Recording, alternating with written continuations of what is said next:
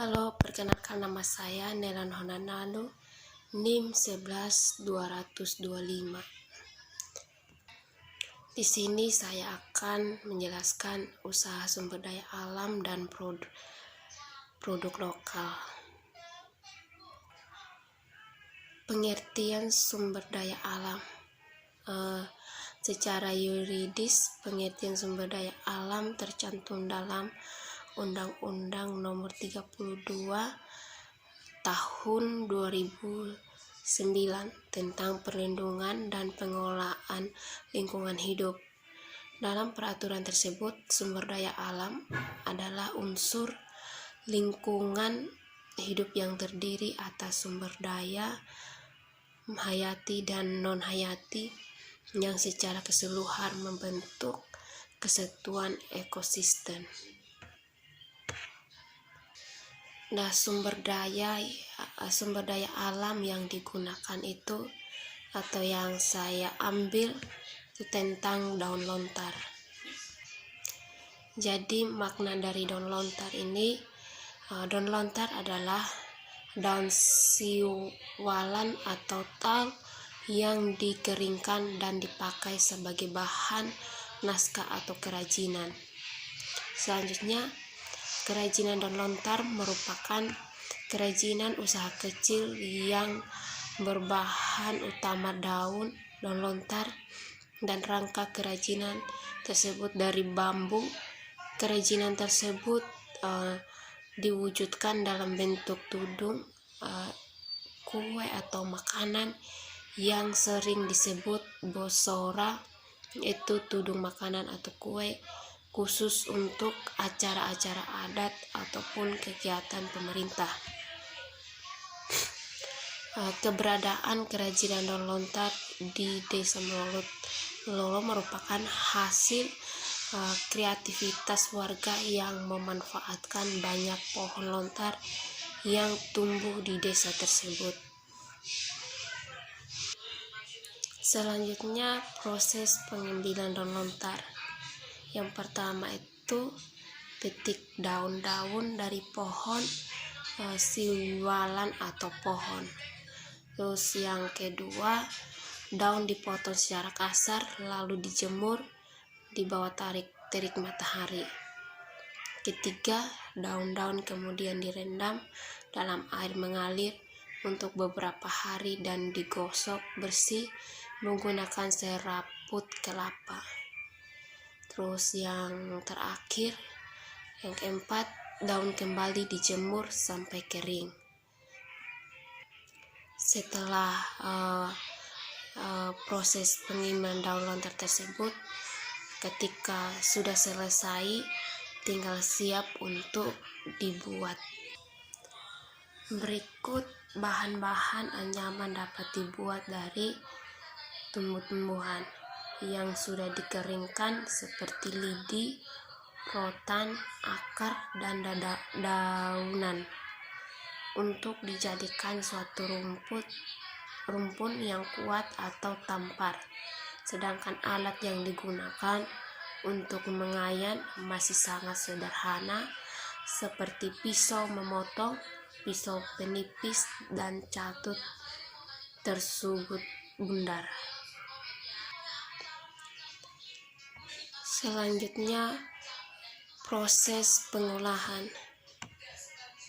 Nah, proses pembuatan berawal dari pengambilan pucuk daun lontar yang ada di bagian paling atas pohon. Ketinggian yang harus dipanjat pemanen sekitar 20 meter dengan menggunakan bantuan tangga bambu.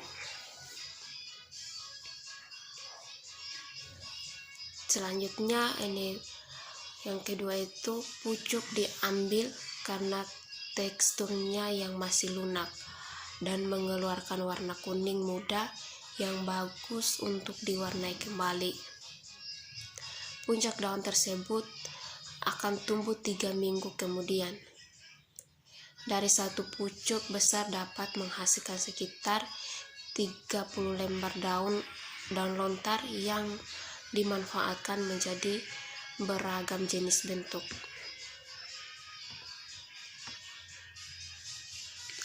tahapan kedua, pucuk daun muda tersebut disuir atau dipisahkan dari tulang daunnya yang keras.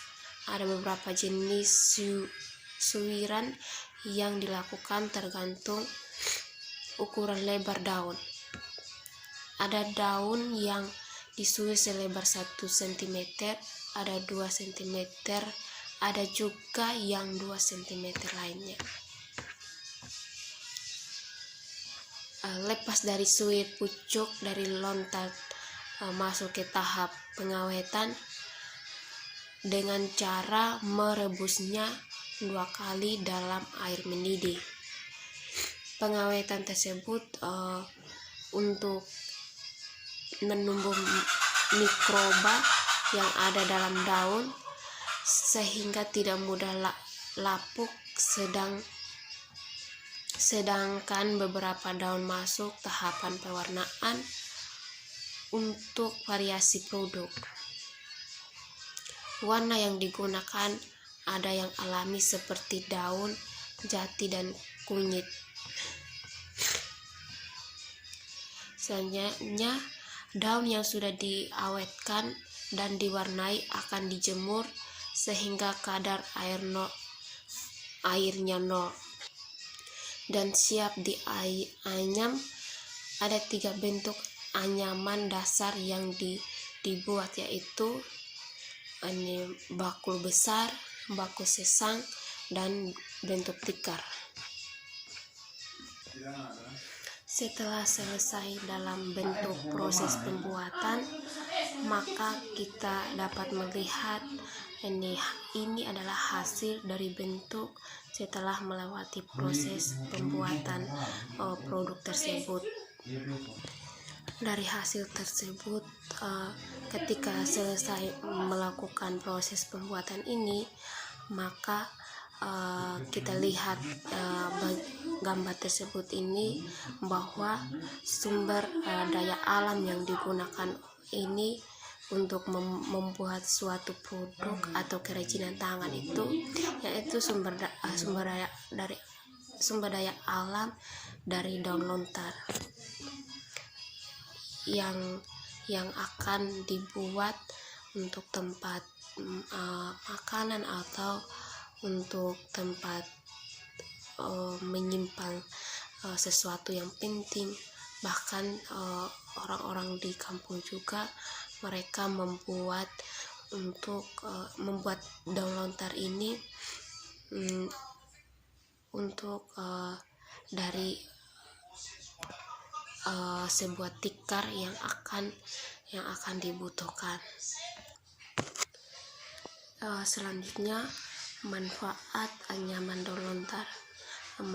Kita lihat manfaat dari daun lontar ini, yaitu sebagai tempat untuk menyimpan makanan atau tempat menyimpan pensil, pena, dan juga sebagai produk kerajinan, serta dapat dijadikan sebagai bahan yang berguna bagi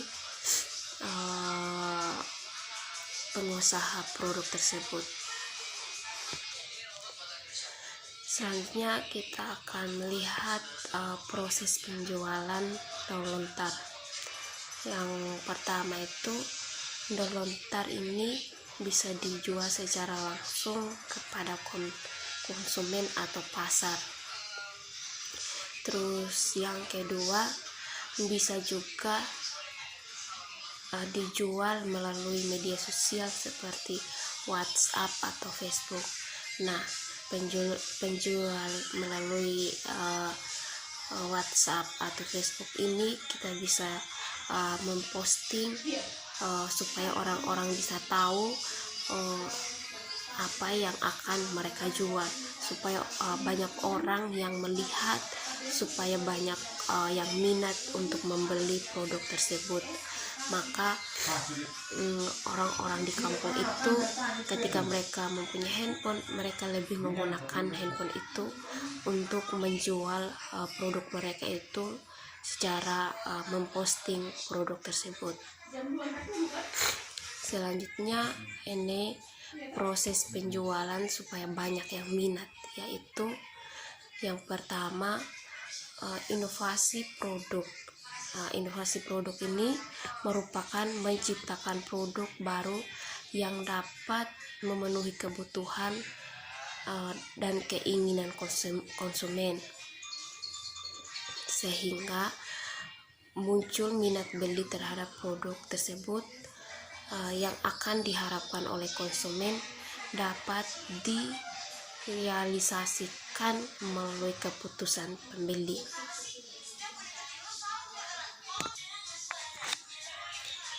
Selanjutnya, yang kedua itu harga. Harga ini merupakan harga dari daun lontar yang akan dijual dengan harga yang lebih murah. Dengan harga yang lebih murah ini agar konsumen dapat menjangkau dan minat untuk membeli. Mereka kalau misalkan kita menurunkan harga, maka banyak orang yang akan minat. Dengan produk yang mereka jual. Ketika harga itu bisa dijangkau, misalkan satu tempat itu bisa dijual harga 30.000, atau bisa juga kalau produknya bagus atau lebih menarik, mereka itu bisa menjual dengan harga 50.000.